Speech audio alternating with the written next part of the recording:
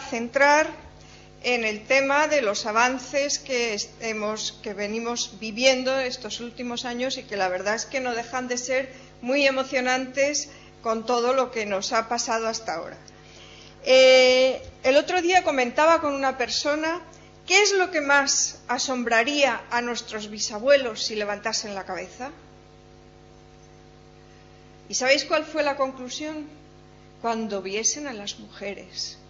Quedarían absolutamente sorprendidos del cambio que ha habido en este lapso de tiempo.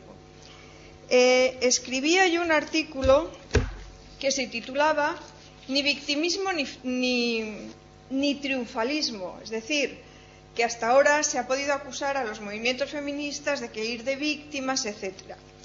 Pero tampoco podemos ser triunfalistas. No somos víctimas, pero todavía no hemos conseguido llegar a los objetivos que estábamos pretendiendo y que queremos de igualdad, como además muy bien señalaba Yolanda, ¿no? La verdad es que el mundo es irreconocible si miramos 50 años para atrás. Efectivamente, la igualdad ha cambiado absolutamente. Pero también es verdad que partimos de situaciones muy difíciles y muy complicadas y eso finalmente se refleja en las sociedades de ahora, ¿no? Por ejemplo, pues claro, después de la guerra y de todas aquellas leyes del 38, del 41, que aniquilaron todos los derechos conseguidos por las mujeres durante la época de la República, que además ayer veíamos a Clara Campoamor en la televisión española y veíamos que en España se consiguió el voto antes incluso que en Francia, que luego lo perdimos durante 40 años, pero se consiguió antes. Pues la organización de las mujeres fue muy lenta, fue muy despacio, fue muy compleja. Sin embargo, pues algo hubo, ¿no? En 1953 se creó la Sociedad Española de Mujeres Universitarias. Yo creo que esto lo impulsaron incluso desde Estados Unidos. Hicieron una residencia en la calle Miguel Ángel en Madrid que todavía continúa, que se llama ahora Instituto Internacional. Pero fue como un apoyo pues de estos que ahora serían como la cooperación al desarrollo, ¿no? Vinieron los americanos e intentaron ayudar que hubiese mujeres universitarias en España. Y luego se conoce, aunque no mucho, un seminario que se llama Seminario de Estudios Sociológicos de la Mujer, que se creó en 1967. Había también un movimiento democrático de mujeres. Bueno, esto, digamos, dentro de España, porque luego el exilio es otra organización completamente diferente y otro planteamiento completamente diferente, ¿no? Pero digo que nos encontramos con situaciones muy difíciles porque, fijaros, que hasta 1961 no desaparece del Código Penal que el asesinato por motivo de adulterio pillado infraganti tenga solo pena de destierro. Claro, si esto estaba vigente en 1961, que por motivo de honor un marido que encontraba a su mujer yaciendo con otro hombre podía matar a la mujer y al amante, ¿cómo podemos ahora erradicar la violencia de género de la noche a la mañana? Es que es imposible, está tan introducido en las mentalidades que es muy difícil. De hecho, nosotros el 8 de marzo lo celebramos en la universidad y vino una profesora de lengua y estuvo contándonos libretos de teatro de clásicos. Y claro, ¿qué podemos encontrar? Porque es que es habitual en todas las novelas clásicas o en todas las obras de teatro clásicas encontrar crímenes, además es que se llamaban pues crímenes pasionales, ¿no? Lo que ahora es violencia de género. Y yo recuerdo que hace también muchos años entré en una librería que había muy cerca de mi casa, que era de libretos de teatro y había libretos de ópera. ¿En qué ópera no hay un crimen de estos? Es que son todos tragedias y todos están llenos de una violencia de género que no se entendía como tal en aquel momento. Claro, esa interiorización tan profunda pues tenía sus dificultades a la hora, o sea, viene ahora a dificultarnos todo un proceso de normalización, ¿eh? Y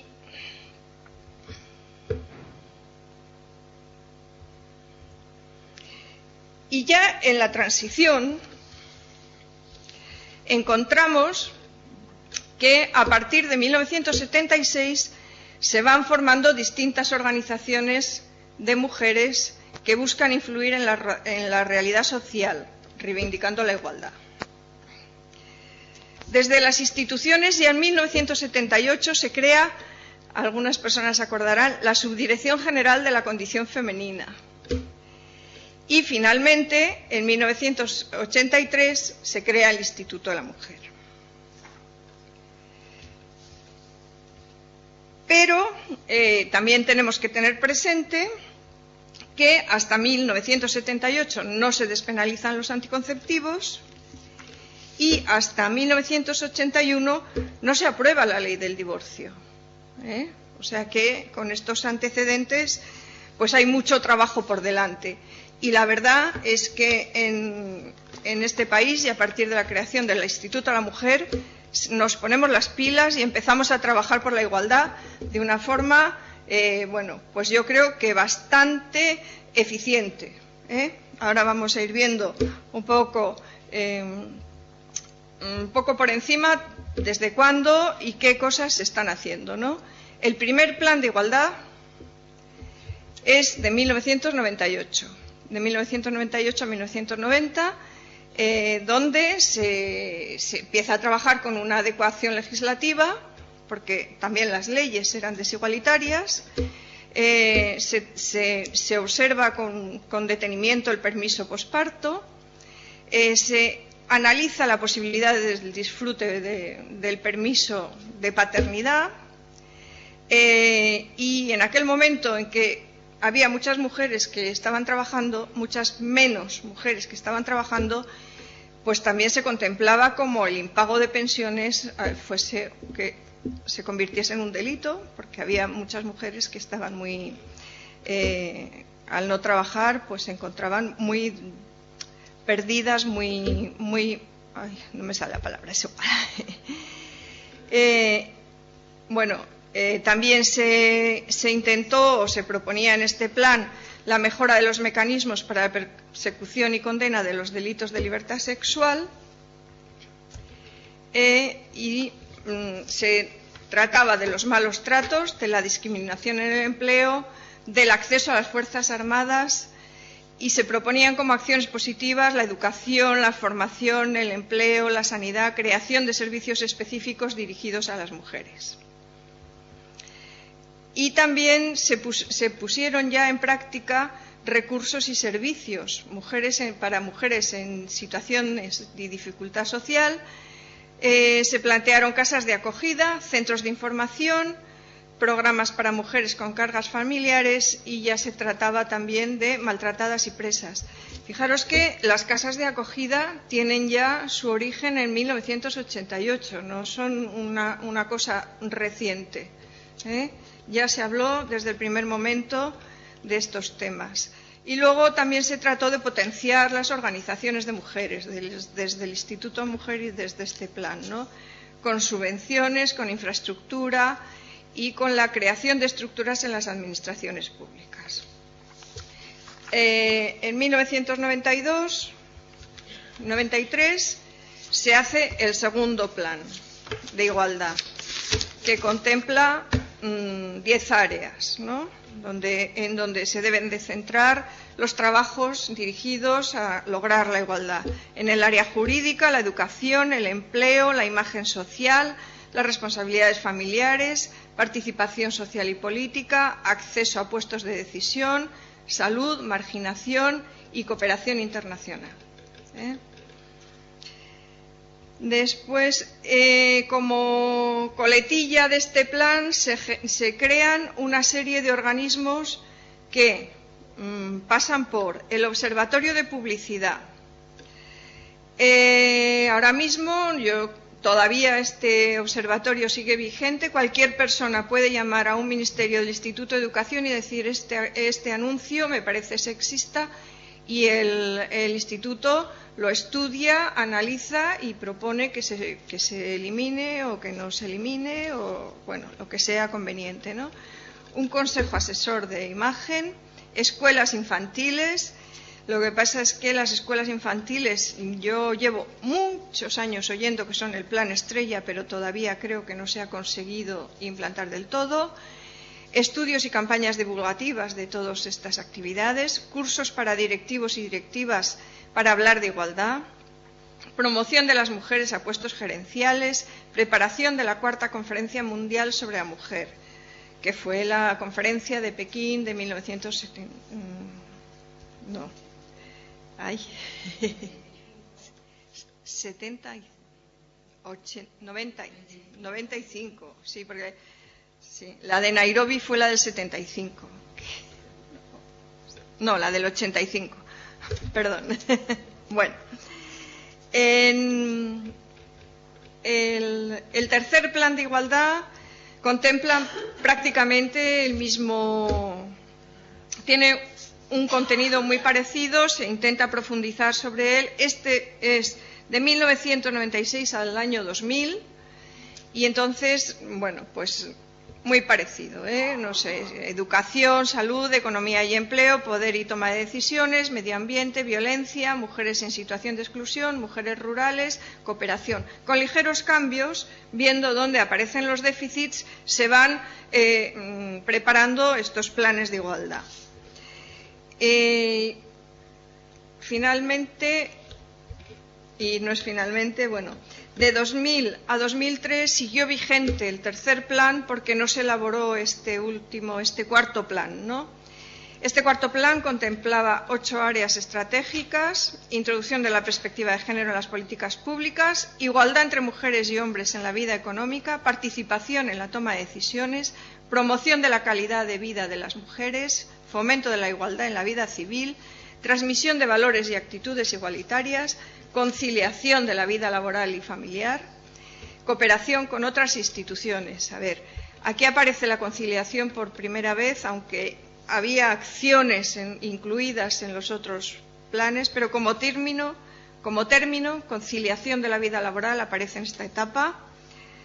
Por cierto, que en el tercer plan de igualdad sí que aparecía otro término que fue muy discutido, que era el de mainstreaming o el de transversalidad, es decir, que todas las políticas deberían de tener contemplar la igualdad, o sea, en todas las instancias y en todas. Entonces se discutía en Europa, se discutía en España también, que a lo mejor esto iba a dar lugar a que se diluyese completamente y no hubiese acciones específicas.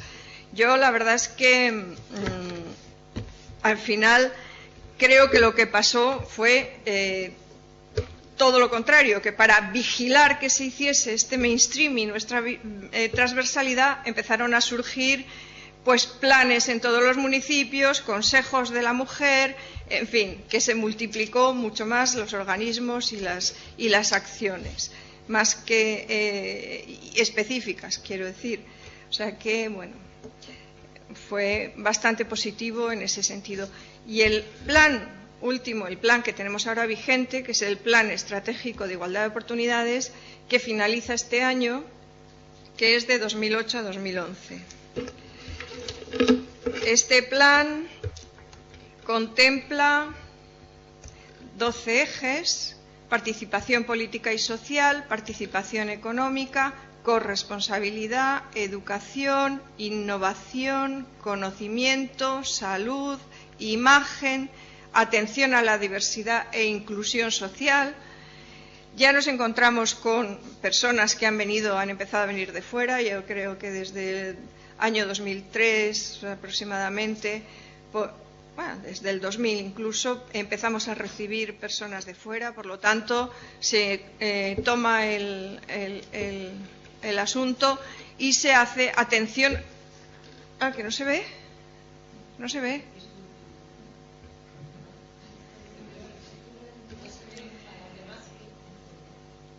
Bueno, atención a la diversidad e inclusión social, violencia, política exterior y de cooperación para el desarrollo y tutela del derecho a la igualdad.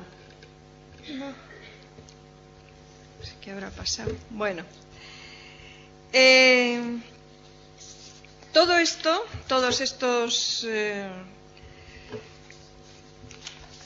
estos planes que van generando muchas dinámicas y muchas... Espera, a ver si la siguiente... Sí, pues ya está, pues ya ha pasado. Ya ha pasado el plan estratégico pero bueno, como las he leído, son ampliación, cambios, variaciones, pero también con objetivos. O sea, por ejemplo, pues aparecen las personas inmigrantes en nuestro país, pues entonces se trata de acoger la diversidad dentro de los planes, ¿no? La diversidad y Bueno, todo esto a la vez y propiciado también la mayoría de las veces desde la Unión Europea, son directrices europeas, pues empiezan a dar lugar a leyes, que eso es lo que verdaderamente ya es como más definitivo y más contundente de cara a poder exigir la no discriminación y la igualdad. La Ley de Conciliación de la Vida Familiar y Laboral se hace un poco tarde, ya con exigencias desde la Unión Europea, porque la directriz lo exigía, y entonces, bueno, pues se hace una ley que yo creo que es bastante desconocida, que ha pasado bastante desapercibida, la Ley de Conciliación de la Vida Familiar y Laboral en 1999. Primero, lo que se trata es de adaptar la legislación a los países europeos y después fomentar la coparticipación de los hombres en las responsabilidades familiares. Principales cuestiones tratadas en esta ley pues son los permisos, las excedencias, la reducción de jornada, la suspensión del contrato por parto, adopción y riesgo durante el embarazo. La verdad que esta ley es criticada por las feministas porque dice que no contempla al varón. O sea, todo está dirigido a que sea la mujer la que concilie, pero no la pareja o no los dos padres, ¿no? También hay que decir otra cosa. Esta ley ha sido finalmente sobrepasada por la Ley de Igualdad, que ahora veremos, con lo cual, bueno, pues ha quedado bastante obsoleta. Pero antes de la Ley de Igualdad aparece la Ley de Medidas de Protección Integral contra la Violencia de Género. Esta ley es una ley, la verdad es que es muy importante, abarca muchísimos temas y el objetivo fundamental era que una mujer maltratada, cuando se decidía a empezar a moverse, tenía que empezar por explicárselo a la Guardia Civil, al médico, al trabajador social, al juez, al abogado, y cada vez revivía su propio, bueno, pues su situación, que bueno, pues no era, más bien dolorosa, ¿no? Y entonces la idea era que con recurrir a un solo instrumento de servicios, a un centro de servicios, con una vez que ella pudiese contarlo, se cubriese ya todos los ámbitos, ¿no? Al ser tan integral, ya lo dice, integral, pues es muy complicada de poner en práctica y hay muchas dificultades. Aborda pues la ley de violencia física, la psicológica, las agresiones a la libertad sexual, amenazas y coacciones y la privación arbitraria de libertad.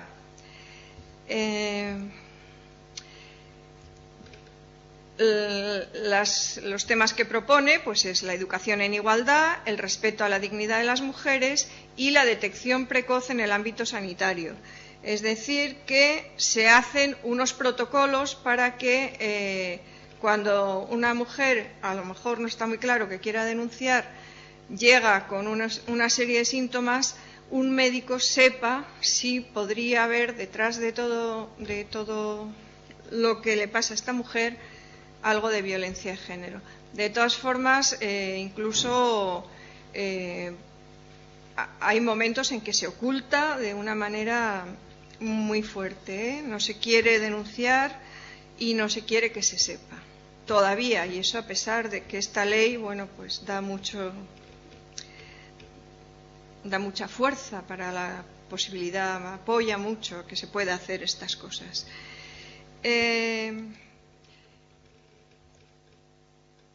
Como digo,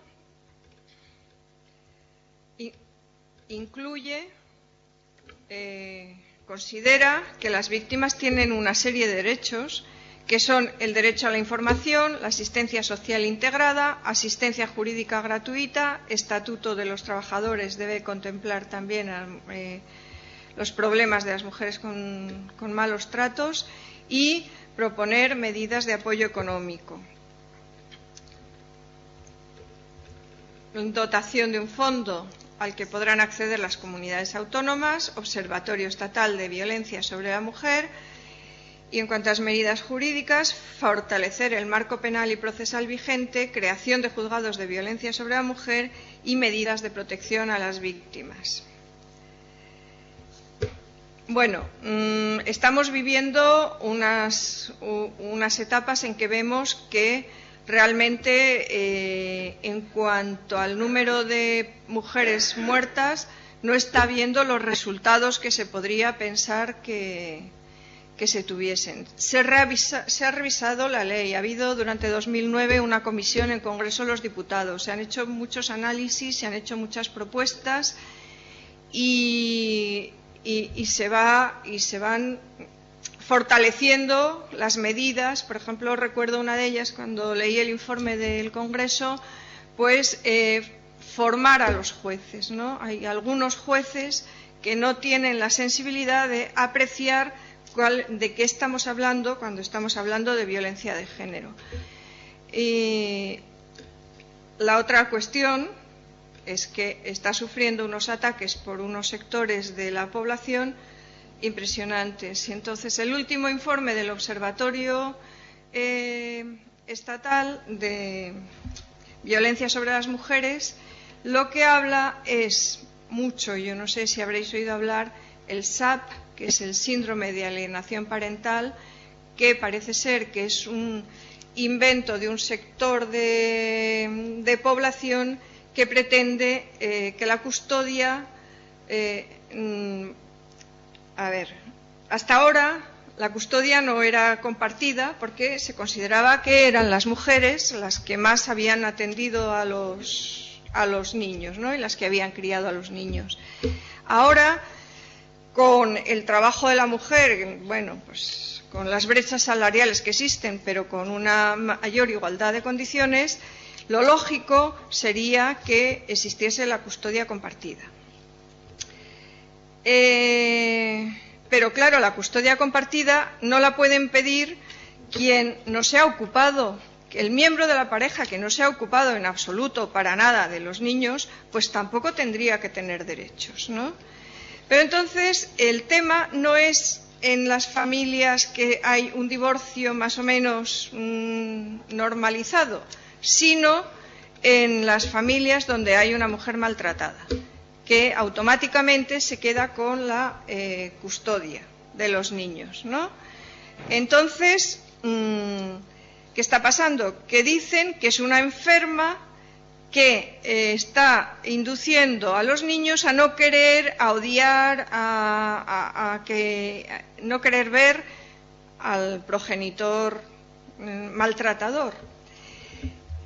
Todos los síntomas, todos los estudios que hay dicen que es un síndrome que no existe realmente, no está registrado como enfermedad, pero se está utilizando y a veces permite que a la mujer, que además ha sido maltratada, le quiten luego los hijos. Bueno, todo esto son ataques, búsquedas de minar la ley, de perjudicar, bueno, pues cosas que existen y que desde luego desde el observatorio, Miguel Lorente, que para mí es un señor estupendo, que tiene las cosas muy claras, pues trata de combatir. Lo que pasa es que no es fácil, ¿no? Porque son telarañas que se tejen de una forma sutil, incluso, bueno, pues antes lo decía Yolanda, ¿no? Como hay unas respuestas pues muy complejas a todos los temas de igualdad. Luego estaba las disposiciones finales para que veáis la importancia de la ley. Lo que abarca es que resulta que tiene que modificar la Ley de Igualdad de Educación, que tiene que modificar la Ley General de Publicidad, que tiene que modificar la Ley de Estatuto de los Trabajadores, que la Ley General de Seguridad Social también tiene que ser modificada, la Ley del Poder Judicial, la Ley de Enjuiciamiento Criminal. Quiero decir que es muy potente la ley, ¿eh? O sea que realmente debería de ser útil con los retoques que haya que hacerla, pero claro, el tema es que si la mujer pillada infragantis podía ser asesinada impunemente hace 40 años, pues claro, nos va a costar, porque es cuestión de mentalidades, no es cuestión de... Bueno, la ley de dependencia es una ley que no tiene como objetivo principal a la mujer, pero, como todos sabemos, el 84% de las mujeres son las cuidadoras. Por lo tanto, la ley de dependencia consideramos también que beneficia la igualdad, ¿eh? No menciono más porque no es específica, ¿no? Luego sí que tendríamos ya la ley de igualdad, que es otra ley muy potente, como la Ley Integral contra la Violencia de Género, que contempla todo el ámbito, está muy estudiada, muy bien trabajada, pero que no veo yo que se cumpla excesivamente. Por lo tanto, a mí me da la impresión de que la mitad de este país somos delincuentes, porque no cumplimos la ley. Si es una ley, hay que cumplirla. Una ley se hace para que se cumpla, y si no se cumple, pues es que realmente seremos merecedores de algún castigo, ¿no? Esto también lo digo porque con la ley integral, como se ha tratado a los maltratadores, no ha sido como delincuentes, y yo creo que los maltratadores son realmente delincuentes y que los que matan a su mujer son asesinos, y que hay que hablar las cosas por su nombre, porque si no tampoco llegaremos a buen término. Pero en el tema de la ley de igualdad es que es exactamente lo mismo. El que no cumple la ley está fuera de la ley, está incumpliendo la ley. Bueno, pero no sé, o no la conocemos bien, pero tampoco el no conocimiento exime de su cumplimiento, o bueno, yo lo que espero es que se vaya asentando, ¿no? Que es una ley que es muy interesante y que se tiene que ir asentando. No sé si entrar en cada una de las cuestiones que propone la ley, porque a lo mejor es un poco pesado, pero quizá pues alguna de las cuestiones más importantes. Por ejemplo, pues en el título preliminar lo que dice es que hay que hacer efectivo el principio de igualdad, establece principios de actuación de los poderes públicos, derechos y deberes de las personas físicas y jurídicas y derecho para todos en territorio español. Este todos, que fue muy discutido, incluye a todos los y todas las que han venido de fuera, para que no se quedasen fuera de la ley. Bueno. Se establece el principio de igualdad, integración del principio de igualdad en la interpretación de las normas, igualdad de trato y oportunidades en el acceso al empleo, se define la discriminación directa e indirecta, el acoso sexual y el acoso por razón de sexo. Quizá podemos ir pasando algunas de las... y podríamos llegar, por ejemplo, a las medidas, ¿no? las medidas. La Administración General del Estado pues tiene que hacer un informe de impacto de género. Tiene que dar permisos, beneficios y conciliación y provisión de puestos de trabajo, computar tiempo transcurrido en situación de conciliación, licencia por riesgo durante embarazo y lactancia, vacaciones, acciones positivas en las actividades de formación para la igualdad, protocolo de actuación frente al acoso sexual y al acoso por motivo de sexo, evaluación sobre la igualdad en el empleo público, plan de igualdad en la Administración General del Estado. Se le da... la verdad es que es complicado y el cumplimiento tampoco está siendo muy automático. Por ejemplo, dice que en todas las administraciones tiene que haber una oficina de igualdad.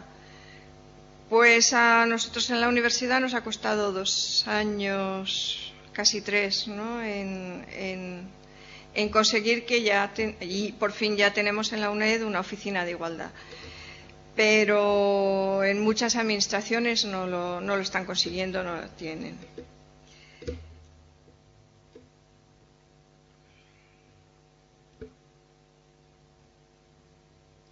Contempla, la verdad es que a veces viendo los planes y el plan estratégico y viendo la ley, pues vemos que algunas cosas también pues se apoyan mutuamente, ¿no?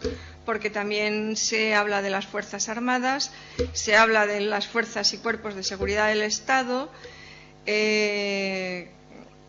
Estas cosas a veces pues suelen saltar a la prensa, el uniforme de las mujeres embarazadas, en fin, pues estas discusiones, pues todo esto, la ley lo contempla, lo estudia, lo soluciona, y si alguien no lo quiere solucionar, pues porque no quiere cumplir la ley.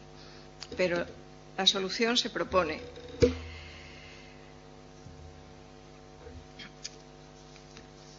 Otros temas más que se ven es la igualdad de trato en el acceso a bienes y servicios. Parece ser que no era tan sencillo que accediesen en igualdad de condiciones hombres y mujeres. Tenían más facilidad los hombres para acceder a bienes y a servicios. Protección en situación de embarazo, factores actuariales, consecuencia del incumplimiento de las prohibiciones. Los factores actuariales nos están diciendo que la mujer tiene mayor esperanza de vida que los hombres. Y yo he llegado a oír que entonces aquí las mujeres en el tema de seguridad social están discriminadas positivamente porque cobran más años. Claro, el que dice eso no ha hecho las cuentas de cuánto cobran de menos las mujeres que los hombres de pensión media, por ejemplo, ¿no? Porque las mujeres han cotizado menos, porque han trabajado más, han partido sus tiempos en la casa, en la crianza de los hijos, y luego se han incorporado a trabajar, pero aparte de la famosa brecha salarial que sigue existiendo. Y pues yo diría que en las empresas a partir de 250 trabajadores tienen que tener planes de igualdad, y no todas lo están teniendo, y algunas lo están haciendo a través de la responsabilidad social corporativa, pero las mujeres que trabajan en las empresas están muy quejosas de cómo en algunas empresas se están haciendo los planes, ¿no? Porque se están dando la vuelta al tema y no se están haciendo adecuadamente. Y disposiciones organizativas, crear una comisión interministerial, crear las famosas unidades de igualdad en cada ministerio, organismo de la administración, y crear un consejo de participación de la mujer. Está costando mucho, no hay mucho consenso. Los grupos de mujeres son muy diversos y muy diferentes, y los consejos están costando mucho. habían costado menos, el Consejo Estatal es el que está costando, porque los consejos locales sí que se habían hecho, y se han hecho en comunidades autónomas, en ayuntamientos, pero, por ejemplo, ahora con motivo de la crisis, lo primero que ha caído en Madrid es el Consejo Autonómico de la Mujer, ya se ha liquidado, bien liquidado.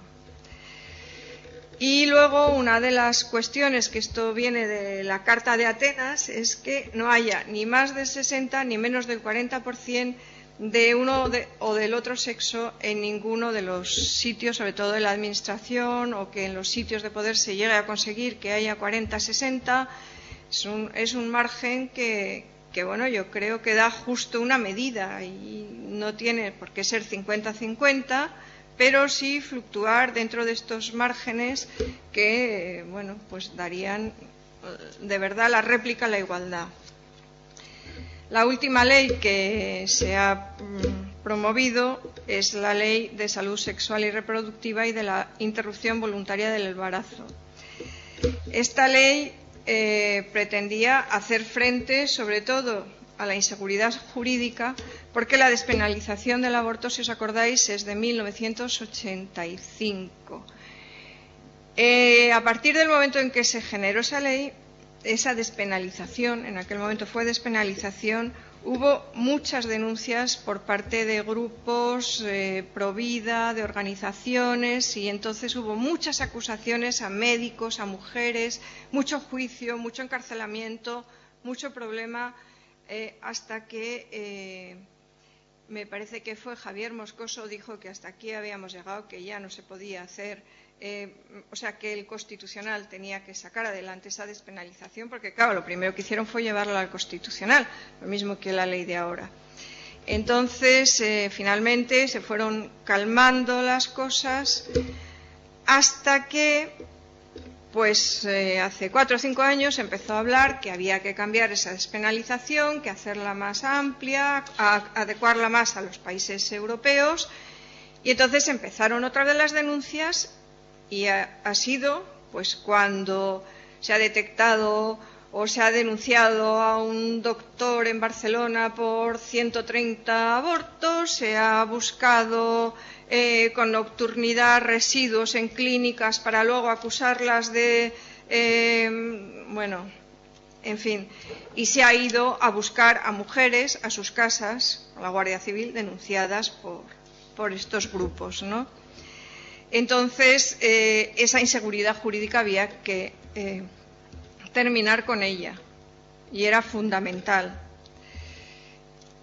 Y, por supuesto, apoya la maternidad libremente decidida, acceso efectivo a la prestación sanitaria. Sabéis que hay comunidades autónomas que sí que dan el servicio, otras que no lo dan, otras que... Bueno, yo, que soy de Navarra, os quiero contar que en Navarra no se practican abortos, y entonces todo el mundo piensa que es porque Navarra es un lugar muy conservador, porque como allí tenemos el Opus, etcétera, etcétera, pues en fin. Bueno, pues lo que pasó en estos años, en 1985, fue que 3 médicos de la Seguridad Social practicaron los abortos, acogiéndose a la despenalización. Y al cabo de unos días encontraron en sus portales de sus casas asesino, pintadas, bueno, juicios, follones señalados por la calle. Llegó a estar Cristina Almeida. Cristina Almeida también fue imputada porque insultó a un juez.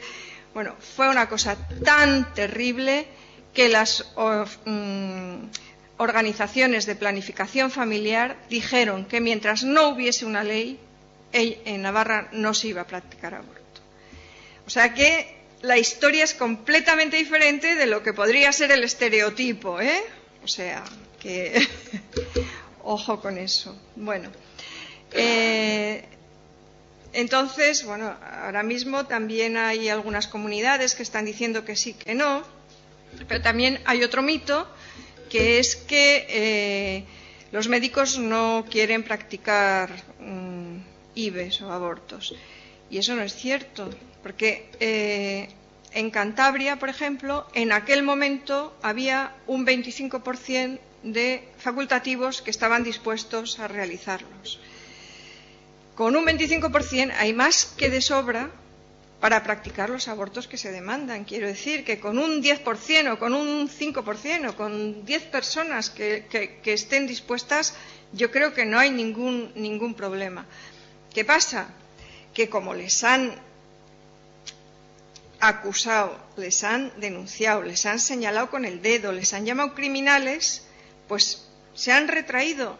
Entonces, el otro mito que también en este tema está clarísimo es que a quien hay que proteger no es a los que hacen objeción de conciencia, que esos están bien protegidos, la hacen y aquí paz y después gloria.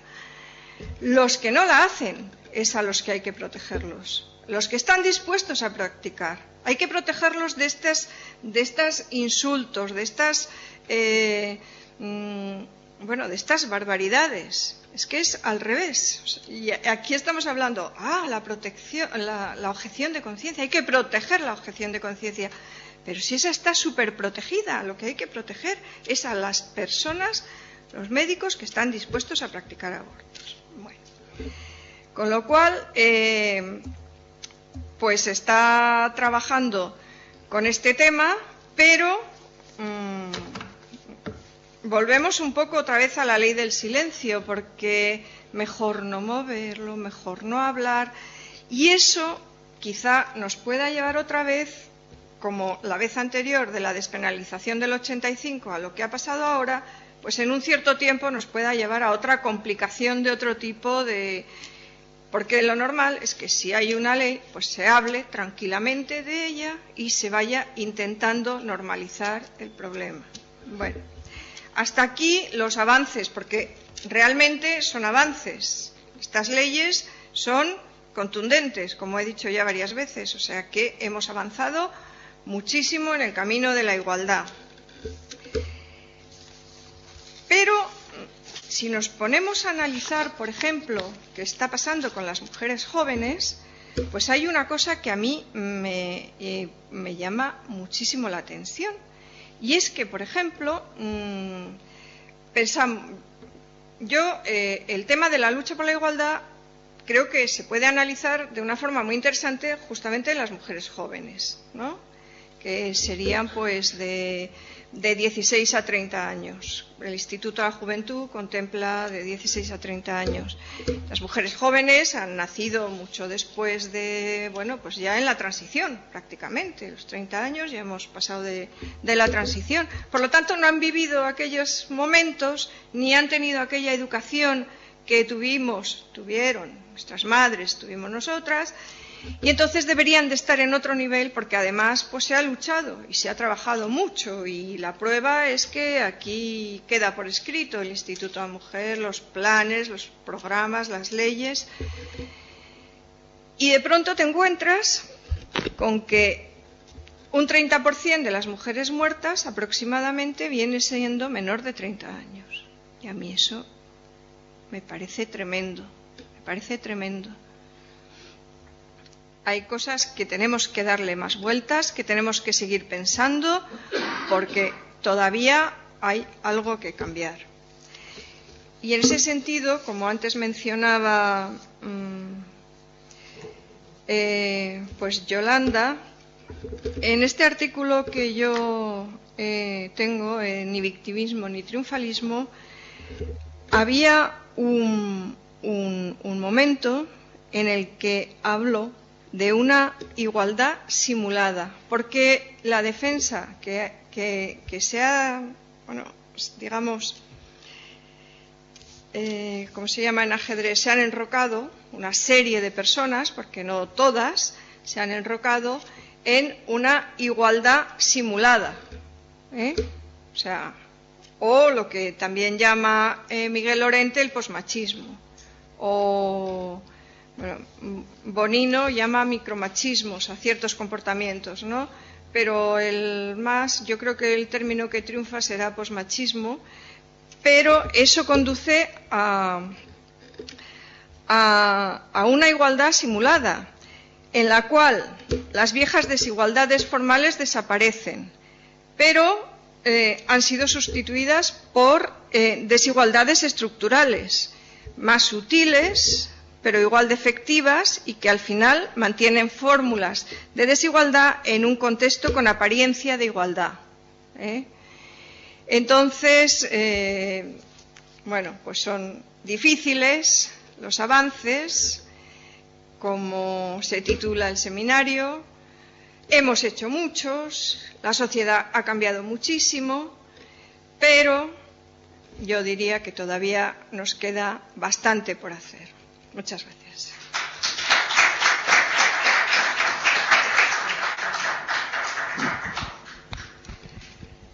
Bueno, y ahora me parece que teníamos coloquio, ¿no? Si a alguien le interesa.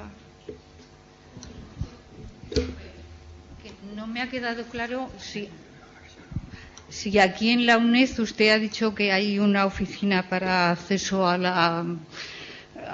Una oficina de igualdad. De igualdad. En el rectorado, sí. Aquí en Calatayud. No, en el rectorado para la universidad en general.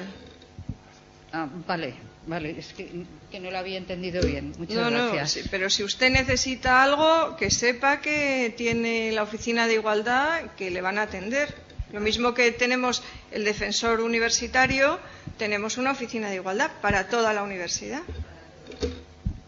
Buenas tardes. Buenas tardes. Yo, después de oír la disertación de ustedes dos, hay una cosa que me ha quedado un poco en duda, y es la siguiente. ¿No será que muchos de estos problemas se derivan de una falta de educación en en los niños y en los jóvenes, no orientada solamente a la cuestión sexual, sino al respeto en cuanto a igualdad como personas? Pues, a ver, en mi opinión, ha dado usted en el clavo. Porque exactamente el tema es ese. Yo creo que desde la cuna estamos educando a los niños y a las niñas de una manera diferente, pero ya en la cuna. Y luego las niñas pues son las princesitas y se les está diciendo que ellas tienen que casarse, si no se casan. Bueno, y esto que parecía que también tenía que haber pasado la historia, aquello de las solteronas, aquellas mujeres solteronas en aquella época, pues todavía debe de seguir existiendo. Yo creo que ahora las mujeres que viven solas, pues muchas vienen de divorcios previos. Han tenido que casarse para poder ser independientes y libres. Esto es muy fuerte. La verdad es que la educación es el elemento fundamental. El elemento fundamental para poder cambiar estas cosas.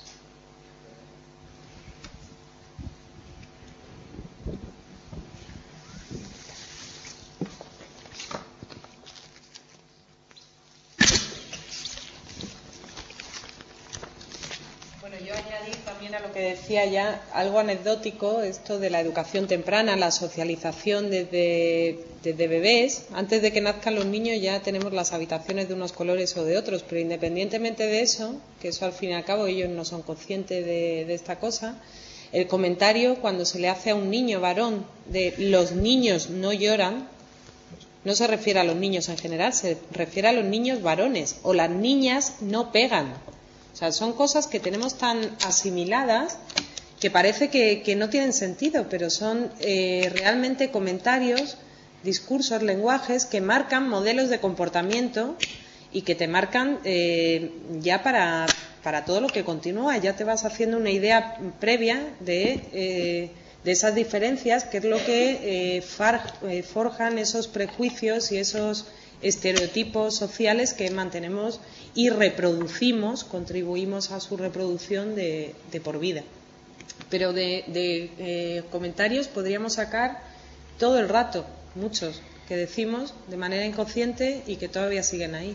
Y de hecho, cuando tratas de manifestar que no es correcto que se diga de esa manera, lo que se hacen son chistes y comentarios que se adornan con risas porque ya estamos con lo mismo de siempre.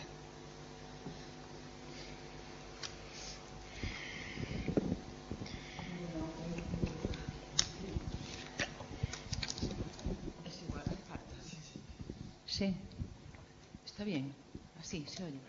Bueno, muchas gracias. Ha sido muy agradable, pero yo creo que las pocas personas que estamos aquí estamos bastante, lo tenemos claro, ¿no? Pero sí que es verdad que con respecto al problema de las mujeres jóvenes, de las mujeres más jóvenes, es que yo creo que la gente de nuestra generación e incluso la generación posterior a la mía, por ejemplo, habíamos interiorizado mucho todas estas cuestiones porque hemos sido sujetos y objeto de protagonistas. Claro, y hemos luchado para ir consiguiendo todas las metas.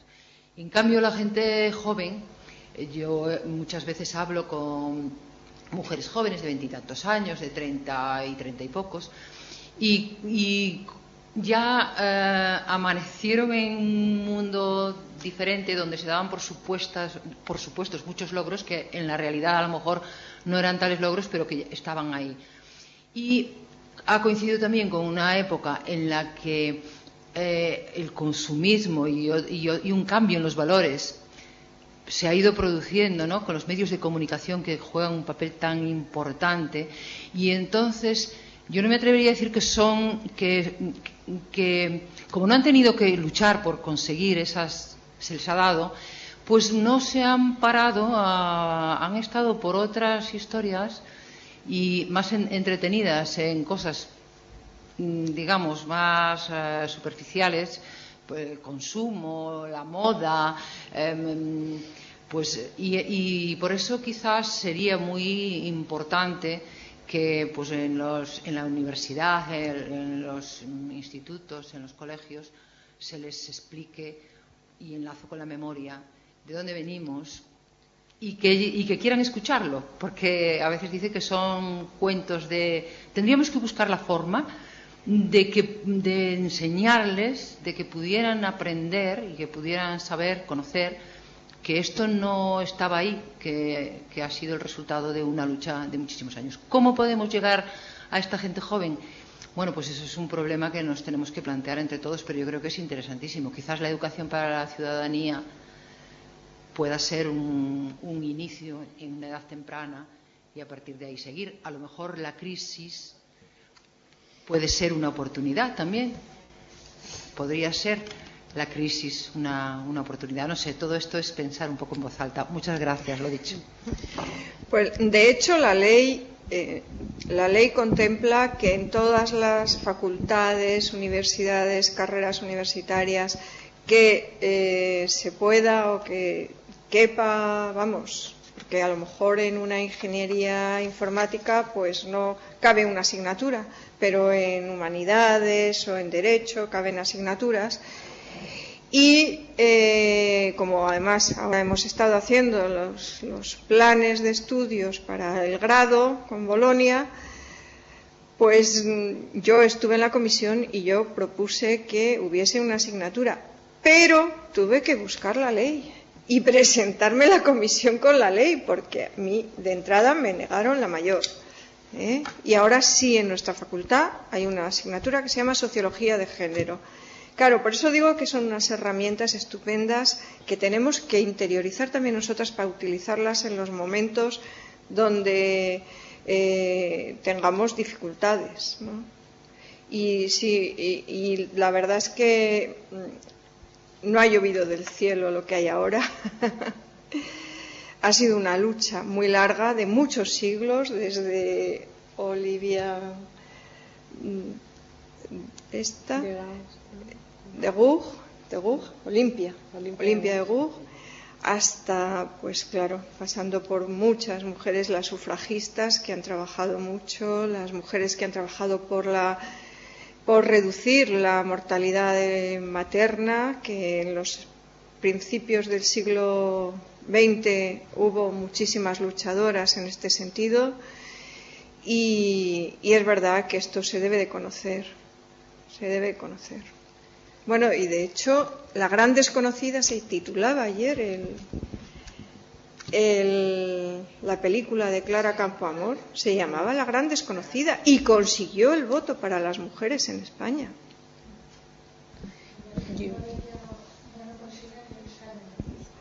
Yo añadiría, me parece que el diagnóstico ha sido muy ajustado, desde luego, a lo que ha ocurrido y a lo que está ocurriendo, te doy toda la razón, pero añadiría que desafortunadamente, este reflejo de igualdad, porque no deja de ser un reflejo de la igualdad formal, por supuesto estamos viendo que no real, desaparece en el momento que estas jóvenes muchas veces acceden al mercado laboral y tienen que ser madres o encuentran obstáculos, siempre sutiles, por supuesto, a esa promoción profesional. Sin embargo, en estos muchos casos terminan haciendo de la necesidad virtud. O sea, no lo reconocen como un obstáculo, como una discriminación, como una desigualdad, sino que optan por ello con conformismo, aunque muchas veces con desilusión, pero siempre con conformismo, repito, haciendo de esta necesidad virtud. Y luego, para terminar, tú hacías referencia a la situación actual de crisis, que podría ser un buen momento quizá para cualquier iniciativa, y me ha recordado que también la crisis económica es precisamente una excusa más para tapar esas desigualdades. En trabajo cualitativo con mujeres profesionales, en algunos que hemos hecho por distintas generaciones jóvenes de edad mediana y mayores, se reflejaba todo lo que habías comentado. Y entre las jóvenes, dentro de este conformismo, reflejo de igualdad, muchas veces se acusaba la crisis económica como el motivo de esa desigualdad en relatos como yo estaba trabajando, estaba fija, estaba muy bien, pero corren malos tiempos, me mandaron a casa. Bueno, también estaba embarazada, pero negociaciones incluso muy feas, ocultas todas ellas, para que esta mujer haya terminado en su casa embarazada, porque si no, no la hubieran podido echar. Pero lo consiguieron de alguna manera, ¿no? Si no hubiera sido entonces, hubiera sido justo después. Sin embargo, ellas siguen acusando esa situación a la crisis, nunca a otra cosa.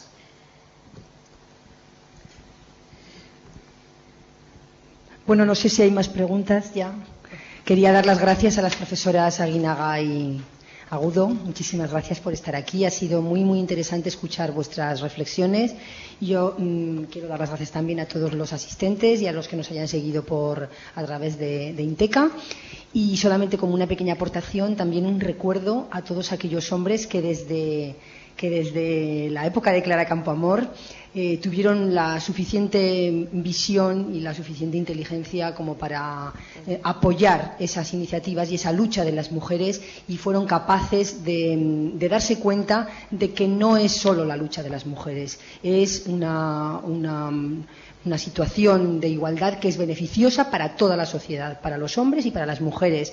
Y en la misma línea de la que comentaba antes, del problema de la educación, yo creo que una de las cosas que más hará por el tema es cuando el gran número de hombres que son conscientes de que las mujeres son iguales, aunque diferentes, pero sí iguales en oportunidades y en derechos, todos esos hombres empiecen a mirar mal al resto de los hombres que todavía miran a las mujeres con sensación de dominio y con ganas solamente de que sean unas objetos de sus deseos más ocultos. En cambio, hay muchos hombres muy inteligentes que sí que son conscientes de ello y que encima, pues bueno, reconocen, porque si no sería ilógico, que todos los grandes avances de la sociedad han sido precisamente desde que la mujer se ha incorporado masivamente, con todas las dificultades, pero se ha incorporado masivamente. Aunque solamente fuera por temas egoístas, lo tendrían que reconocer.